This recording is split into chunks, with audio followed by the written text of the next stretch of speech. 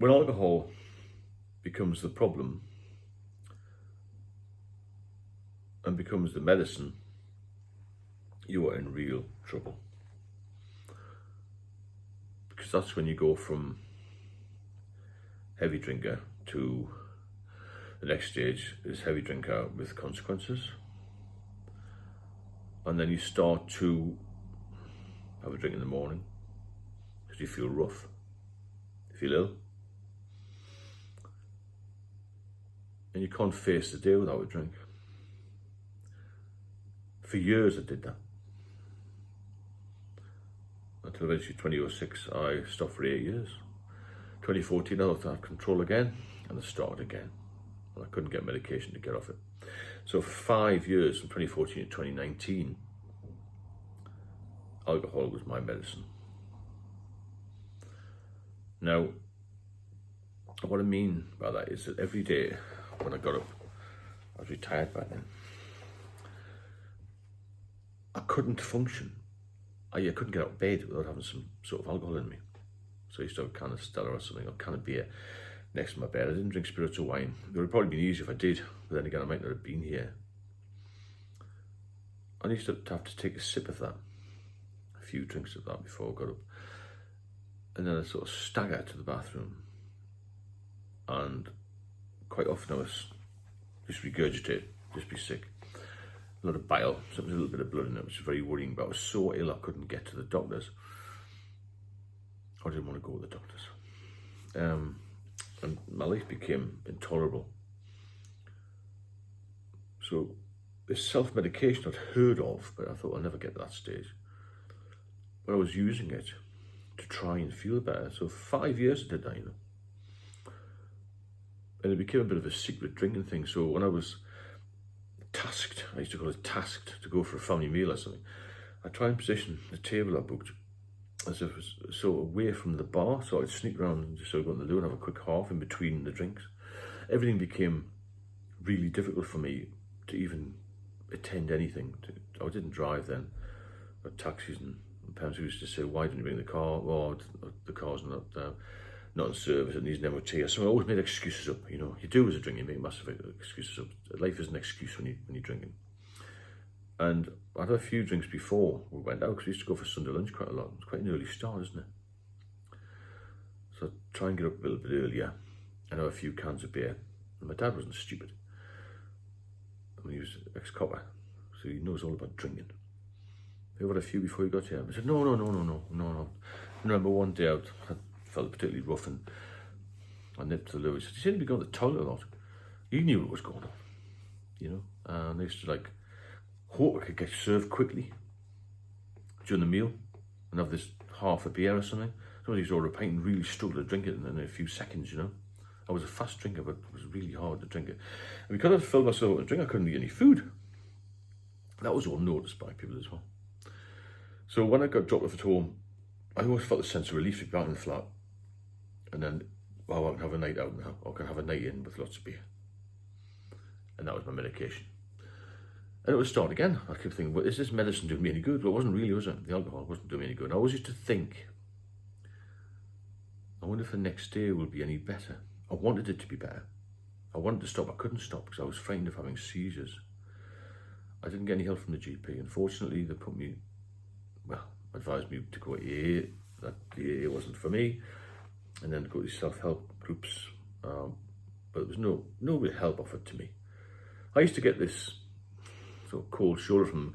Oh, you seem all right. You're not that bad. Just taper off. That was it. Try shandy. What's all that about? I knew I was worse than that. So I'd go back on medicine again. And I used to get cans of beer. I'd carry them around in a rucksack. Bring them back. I used to use Dial a Drink. It's a company that came out between hours of 10 p.m. and 4 a.m. They would drop a slab of beer off, generally Stella or Peroni, some sort. Strongish lager, And that would keep me going. I feel such a relief. And now I used to stay with people. I was a secret drinker, wasn't I? So I used to sort of sneak downstairs. And when you open a can of beer during the day, you'll hear this, whatever, When you open a can of beer at night, when everyone's asleep, it's like a shotgun going off. It's boom, bang, isn't it? So you've got to have a system to try and open it. I used to try and sneak out the back door or something and just make it so quiet. But it's never quiet in the middle of the night. You try and open a canopy at 3 o'clock in the morning if you're still up. It's so loud. Everyone can hear it. You think everyone can hear it. You become paranoid, you see. So trying to sneak this medicine into places was very difficult. And it became a full-time job. I had to design a system to try and work out how I'm going to get the drink in, how I'm going to conceal it, how I'm going to drink it, how will I feel, how will I look, all this sort of thing. And I often say to people that I support and mentor now, you know, if we put as much effort into running a business as we did planning to drink, drinking, recovering from drink, then we'd be multi-millionaires, wouldn't we? It's incredibly powerful, alcohol. It draws you back in. But if you're starting to feel that it's becoming your medicine, if you're starting to feel that you've passed the hangover stage and you get to the withdrawal stage is when you need another drink because you feel so ill, you've got the shakes, all this sort of thing. And you really have to put a stop to it. I don't mean stop suddenly because that's dangerous. Try the doctors, see what they say. And I know nowadays, I speak to a lot of people, nowadays, that their answer to all of this is taper off. Some of you can do it, some can just stop.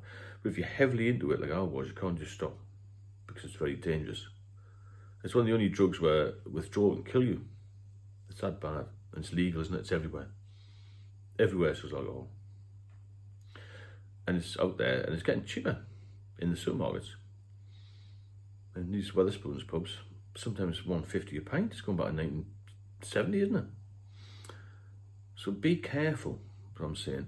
If you're a social drinker and you can handle it, it's fair enough. But most of the people who watch this channel have got problem drinkers. And your problem can go from habit to being active addiction, and then either disablement or needing a lot of medical attention or ultimately death. And most alcohol dependent people don't see past 55 generally. So I'm lucky to be here, to be fair, because I caught just in time before I passed away. I think if I left another month or two, I wouldn't be here. So, you know, for the grace of God, go I. But my warning to you is, if you're feeling like this, you must have a hair of the dog, you're feeling ill, you're using it as a medication, then really that's the last chance you've got to pull yourself back. If you pass that line, then you go to stage 4 of it, what I was called the active addiction level. You're falling off the cliff and you can't get back on it again because your body's become weak, your mind's become weak, you've got serious anxiety, and you've got anxiety next year, what they call it. And the withdrawals become worse and worse with time. And every time you top up to try and get rid of the withdrawal, it just gets worse and worse. It's a cumulative effect. And the more often that you stop drinking and start again, that's worse as well. It's called the kindling effect. It's worth checking up on that one because it just makes everything faster. Deterioration becomes faster, if you understand what I mean. If you benefit from the video, then please subscribe. And you know, the channel has got a massive audience now. A lot of subscribers are very knowledgeable. Speak to them as well. I've got an ebook out. I do one-to-one mentoring if you're interested. I'll leave all the links in the description. And I wish you a pleasant and quiet Saturday evening, isn't it? Speak soon.